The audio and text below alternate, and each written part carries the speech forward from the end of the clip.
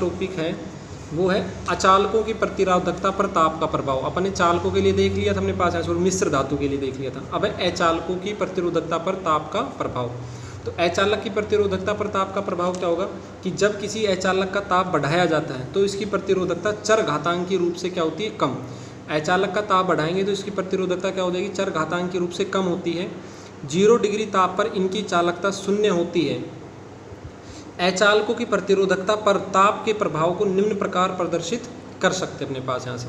तो जब भी कोई भी अचालक होगा तो सीधा सा अगर उसका ताप बढ़ाएंगे यहाँ से, अपन सीधा सा लें यहाँ से कि भाई अगर अपन टेम्परेचर बढ़ाएं, कोई भी अर्धचालक है उसका अगर ताप बढ़ाएं तो उसकी प्रतिरोधकता का मान क्या हो जाएगा, कम हो जाएगा अपने पास यहाँ से। और 0 डिग्री ताप पर इनकी जो चालकता क्या होगी, बिल्कुल ही क्या होगी अपने पास यहाँ से 0 होगी। जैसे जैसे फिर ताप बढ़ाएंगे तो इनकी चालकता क्या होती चली जाएगी, बढ़ती चली जाएगी। क्यों बढ़ेगी चालकता, क्योंकि प्रतिरोधकता क्या हो रही है, कम हो रही है अपने पास यहाँ से।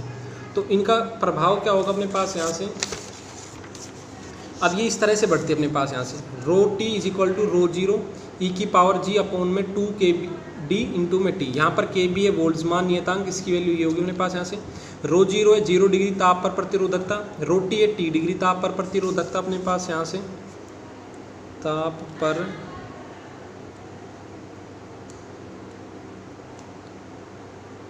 प्रतिरोधकता, और ये है अपने पास यहाँ से टी डिग्री ताप पर प्रतिरोधकता, और ये है अपने पास ऊर्जा अंतराल, और के बी अपने पास है वोल्टेज मान नियतांक।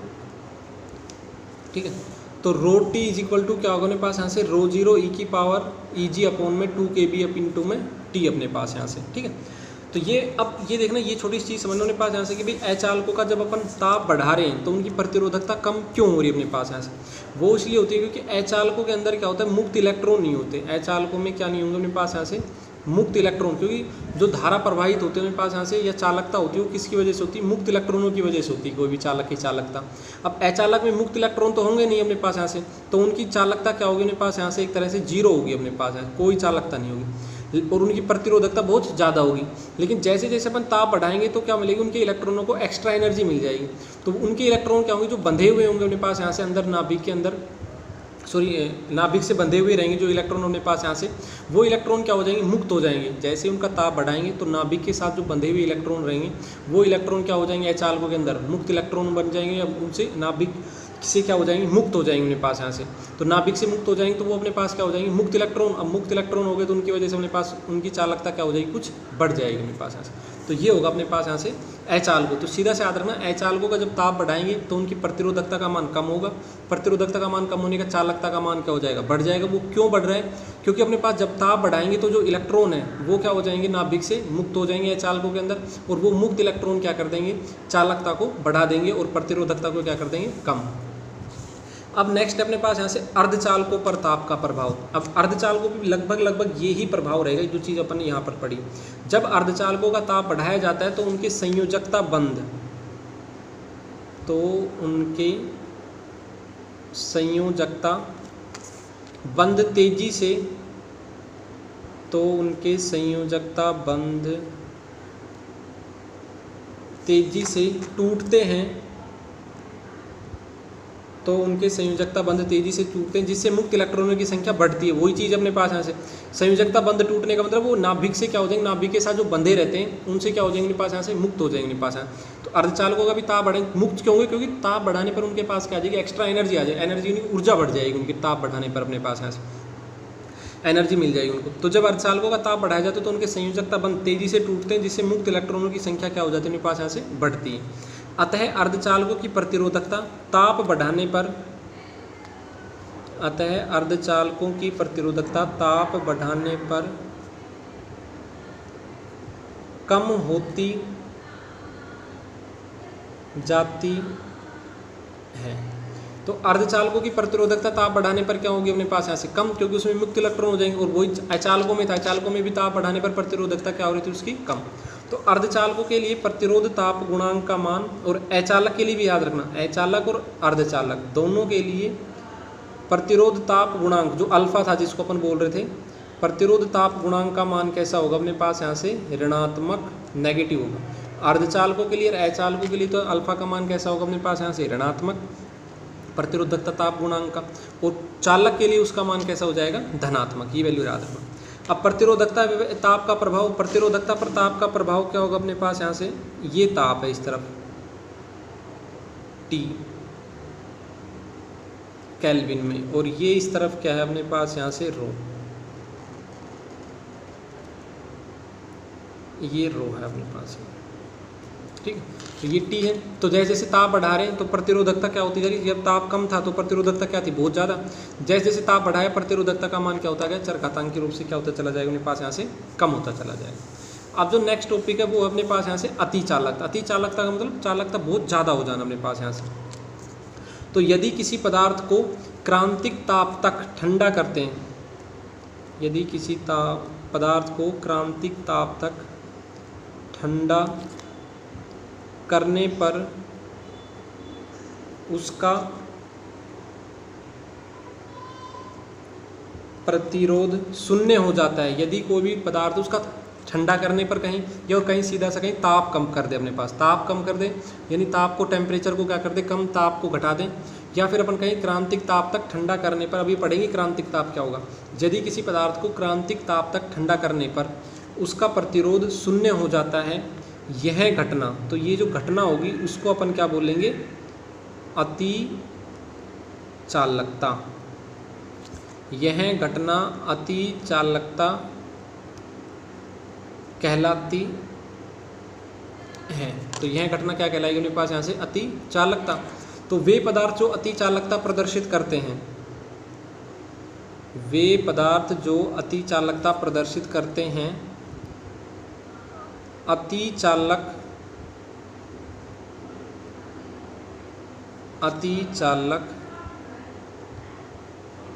कहलाते हैं, ठीक है।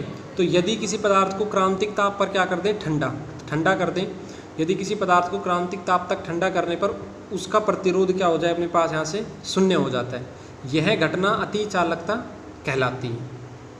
तो कोई भी पदार्थ का ताप कम कर देंगे, अब देखना अपन ने यहाँ से पढ़ा था, तो ताप कम कर देंगे तो अपने पास क्या हो जाएगा, उसकी प्रतिरोध क्या हो जाएगा शून्य हो जाएगा। कोई भी जो चालक पदार्थ है, इसमें यहाँ से ऐड करना, यदि किसी चालक का करना, कोई भी चालक है अपने पास यहाँ से उसका ताप कम करते जाएंगे। चालकों पर अपन ने पढ़ा था ताप का प्रभाव, अगर चालक में ताप बढ़ाते हैं, कोई भी चालक उसका ताप बढ़ाते हैं तो उसकी क्या होते हैं पास यहाँ से प्रतिरोधकता का मान क्या हो जाएगा बढ़ जाएगा। लेकिन अगर चालक का उसी का अपोजिट ले रहे हैं, यदि कोई भी चालक पदार्थ है उसका ताप कम कर रहे हैं, उसको ठंडा कर रहे हैं, तो प्रतिरोधकता का मान क्या होता चला जाएगा कम, और एक ताप ऐसा आएगा जिसके ऊपर उसका प्रतिरोध बिल्कुल ही क्या हो जाएगा शून्य हो जाएगा। उस ताप को अपन क्या बोलेंगे क्रांतिक ताप।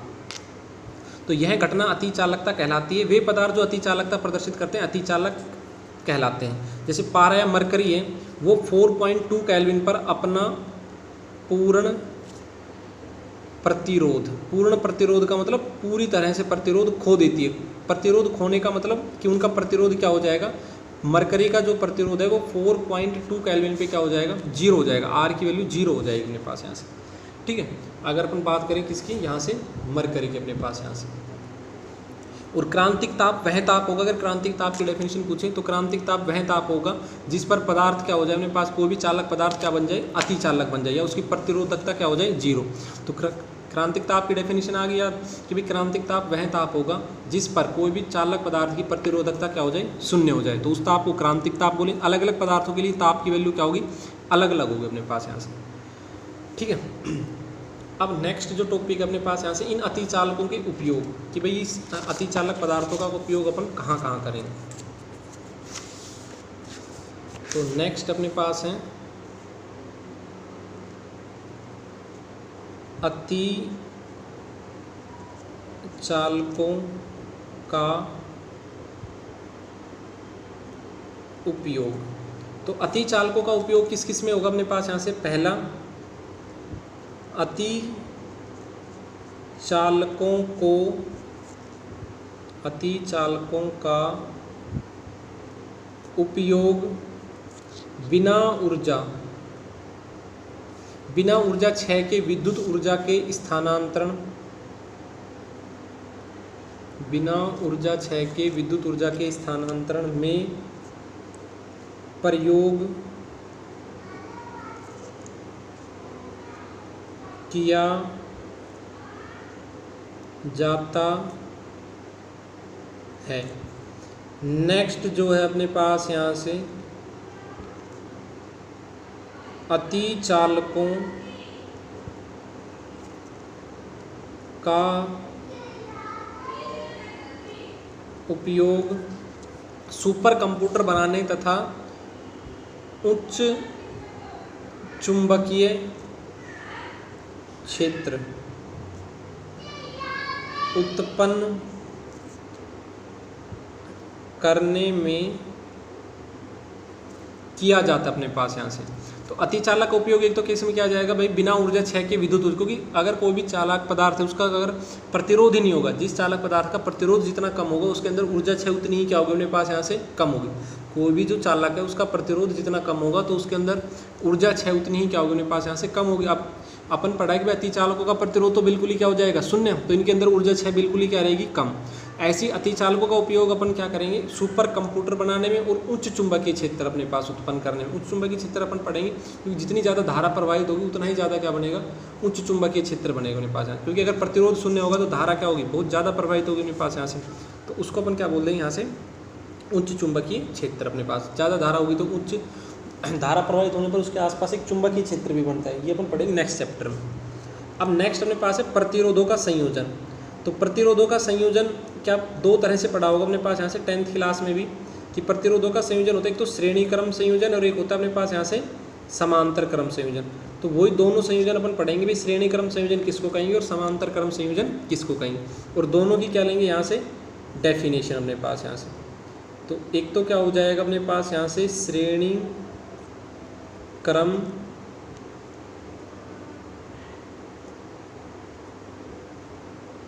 संयोजन। तो श्रेणी क्रम पहले अपन लेंगे श्रेणी क्रम संयोजन। तो इसकी डेफिनेशन ले लेंगे पहले, दो या दो से अधिक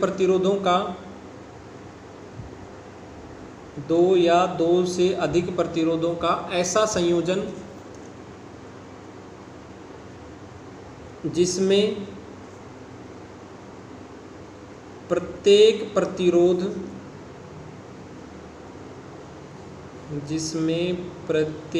प्रतिरोध में प्रवाहित धारा का मान समान रहे, श्रेणी क्रम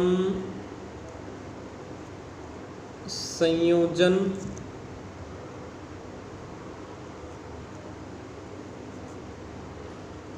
कहलाता है। यानी कि श्रेणी क्रम संयोजन वो होगा यानी प्रतिरोधों का ऐसा संयोजन जिसमें अपने पास क्या रहे प्रत्येक प्रतिरोध में धारा का मान। ये चीज़ याद रखना, ये डेफिनेशन जो मैं लिखवाई कि श्रेणी क्रम संयोजन जब भी रहेगा प्रतिरोध का तो उसमें धारा का मान अगर श्रेणी क्रम में कितने ही प्रतिरोध जोड़ दें सब में धारा का मान क्या रहेगा समान रहेगा, एक जैसी धारा। अगर सब में 10 अगर धारा अपने 10 एम्पियर भेजी तो सब में से कितनी धारा प्रवाहित होगी 10 एम्पियर ही होगी अपने पास यहाँ से। ठीक है, तो अगर श्रेणी क्रम संयोजन है तो उसमें धारा का मान क्या रहेगा हमेशा समान रहेगा। अब इसका डेरिवेशन मैं यहाँ पे समझा देता हूँ कि मान लो अपने पास यहाँ से 3 प्रतिरोध है इस तरह से, ये 3 प्रतिरोध हो गए। इसको अपन ने क्या जोड़ दिया एक 20 वोल्ट की बैटरी से, ये की को बंद कर लें, ये 20 वोल्ट की बैटरी से जोड़ रखा है। ये प्रतिरोध R1 है, ये प्रतिरोध R2 है और ये प्रतिरोध R3। ठीक है, और यहाँ से ये प्रतिरोध R1 R2 R3 होगा और इसमें धारा कितनी जा रही है मान लो इस बैटरी से I, तो तीनों में से कितनी धारा जाएगी मेरे पास यहाँ से I और इसमें से भी बाहर भी कितनी आ जाएगी I धारा। अब V वोल्ट लगा है, V वोल्टेज का विभांतर यहाँ पे लगाया या वोल्टेज अपने लगाई, तो V में से मान लो V1 इसको मिल रही है, V2 इसको मिल रही है, V3 इसको मिल रही है अपने पास यहाँ से। ठीक है, तो ये हो जाएगा अपने पास यहाँ से। अब अगर अपन लें यदि प्रतिरोधों से प्रवाहित धारा आई है, विभांतर भी अपन ने लगाई दी अपने पास यहाँ से, तो यहाँ से अपन क्या बोल सकते हैं कि जो प्रतिरोध पर उत्पन्न विभांतर, प्रतिरोधों पर उत्पन्न विभवांतर क्या हो जाएगा अपने पास यहाँ से V = V1 + V2 + में V3। ये जो V है जैसे मान लो 10 वोल्ट लगाया यहाँ से, तो 10 में से 2 वोल्ट इसको मिल गया, 3 वोल्ट इसको मिल गया, 5 वोल्ट, वो डिपेंड करेगा प्रतिरोध किसका कम है किसका ज़्यादा है, उस हिसाब से उसको वोल्टेज मिलेगी अपने पास। तो जो यहाँ पे लगाएंगे वो वोल्टेज क्या होगी या वो वोल्टता या वो विभांतर इन तीनों को आपस में मिलेगी। लेकिन की जो वैल्यू रहेगी वो इन तीनों के सम के इक्वल है। जैसे 10 वोल्ट लगाई तो इन तीनों पे जो विभवांतर मिलेगा, मान लो इस पे 2, इस पे 3, इस पे 5, तो तीनों का सम, तीनों का योग किसके बराबर आएगा, इस V के बराबर आएगा। तो V अपन ने लगाई, वो V इन तीनों में अलग अलग डिवाइड होगी, V1 + V2 + V3। तो ओम के नियम से अपन क्या बोल सकते हैं, ओम के नियम से पहले प्रतिरोध पर विभवांतर, तो पहले प्रतिरोध पर विभवांतर कितना हो जाएगा, V1 = क्या हो जाएगा, ओम का नियम क्या पढ़ा था, V = IR, ये था ओम का नियम। तो पहले पे विभवांतर V1, धारा आई जाएगी और प्रतिरोध कितना है R1। इसी प्रकार अपन क्या लिख सकते हैं, V2 लिख सकते हैं कि भाई इसी प्रकार V2 की वैल्यू, इसको इक्वेशन, ये जो V1 V2 V3 थे इसको इक्वेशन 1 दे देना। ये V2 की वैल्यू क्या हो जाएगी IR2 और V3 की वैल्यू क्या हो जाएगी IR3। ये इक्वेशन 2 दे देना और इसको दोनों को कंबाइन इक्वेशन 3 दे देना अपने पास यहाँ से। ठीक है, अब अपन क्या करेंगे कि भाई मान लो अपने पास यहाँ से तुल्य प्रतिरोध कितना जोड़ दे अपने पास, यहाँ से एक लाइन लिखना, यदि संयोजन का तुल्य प्रतिरोध RS हो तो, अब देखने तुल्य प्रतिरोध क्या होता है, तुल्य प्रतिरोध का मतलब ये होता है कि भाई इन तीनों प्रतिरोध की जगह एक ही प्रतिरोध लगा दे, R1 R2 R3 तीन जोड़ा था, इन तीन की जगह अपन ने एक ही प्रतिरोध लगाया है RS, ये RS, S ले रहे सीरीज़ के लिए, सीरीज होता है श्रेणी क्रम। इस RS प्रतिरोध को उसी V वोल्ट की बैटरी से जोड़ा, तो जिसको मैंने पहले लगा रखा था। ठीक है, ये V वोल्ट की बैटरी से जोड़ दिया RS प्रतिरोध को, किससे, V वोल्ट की बैटरी से अपने पास। और धारा कितनी जा रही है इसमें अपने पास, यहाँ से I, ये I धारा, यानी कि ये जो प्रतिरोध होगा RS वो इन तीनों प्रतिरोध के क्या होगा, बराबर होगा। यानी इस सर्किट में से भी कितनी धारा प्रवाहित होगी, I, जितनी इनमें से हो रही थी I धारा इन तीनों में से, उतनी ही इस एक में से धारा प्रवाहित होगी। ठीक है, तो यहाँ से अपन क्या लिख सकते हैं कि भाई अब यहाँ पर V की वैल्यू क्या हो जाएगी IRS, धारा I और RS, इसको इक्वेशन 4। अब समीकरण 2, 3 व 4 से मान 1 में रखने पर, 2, 3, 4 से मान कहाँ रख देंगे, 1 में। ये इक्वेशन 2 हो गई, ये इक्वेशन 3 हो गई, ये इक्वेशन क्या हो गई 4। इसको कहाँ रख देंगे, समीकरण 1 में। तो V = IRS, V1 = IR1, V2 = IR2, V3 = IR3। V1 V2 V3 की जगह ये रख दिया I1 R1 I2 R2 और IR1 IR2 IR3, और इधर IRS, V की जगह IRS रख दिया। IRS, सब में से I क्या ले लिया कॉमन, तो अंदर क्या आ गया R1 प्लस में R2 प्लस में R3, तो I से I क्या हो जाएगा कैंसिल, तो RS की वैल्यू क्या होगी R1 plus R2 plus R3। अगर मान लो 4 जुड़ रहे हैं तो प्लस में क्या हो जाता है R4, 5 जुड़ रहे हैं 5, 6 जुड़ रहे हैं 6, तो ये आ जाएगा श्रेणी क्रम के लिए फॉर्मूला अपने पास। अगर मान लो N प्रतिरोध जुड़ रहे हैं, RS = क्या हो जाएगा R1 प्लस R2 प्लस में R3 प्लस में ... R अपने पास ऐसे ये आ जाएगा अपने पास यहाँ से तुल्य प्रतिरोध। और यही अपने नोट्स में कर रखा है, यहाँ से देख लें N प्रतिरोध जुड़ रहे हैं तो R1 प्लस में R2 प्लस में R3 प्लस में क्या हो जाएगा अपने पास यहाँ से RN, तो ये वैल्यू आ जाएगी अपने पास यहाँ से इस तरह से। अब इसके बाद जो नेक्स्ट टर्म पर लेंगे यहाँ से अपने पास, यहाँ से वो लेंगे अपने पास यहाँ से समांतर क्रम संयोजन। तो समांतर क्रम संयोजन लेंगे अपने पास यहाँ से नेक्स्ट क्लास में। लेकिन जो मैंने चीज़ बताई यहाँ पे श्रेणी क्रम संयोजन, कि भाई श्रेणी क्रम संयोजन में क्या होगा अपने पास यहाँ से कि